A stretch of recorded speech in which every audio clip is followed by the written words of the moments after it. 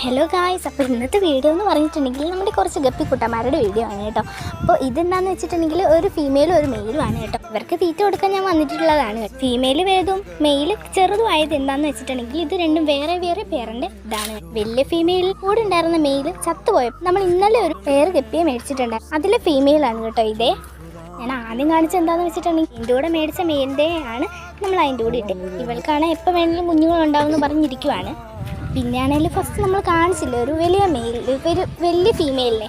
അപ്പോൾ ആണെങ്കിൽ അവൾക്ക് കുറച്ച് കുഞ്ഞുങ്ങളുണ്ടായിട്ടുണ്ട്. അപ്പോൾ നമ്മൾ അവളെ കാണിച്ചു തരാം. ഇതാണ് കേട്ടോ അവളുടെ കുഞ്ഞുങ്ങളെ. കുറച്ച് 5 കുഞ്ഞുങ്ങളാണ് ഇവൾക്കുണ്ടായത്.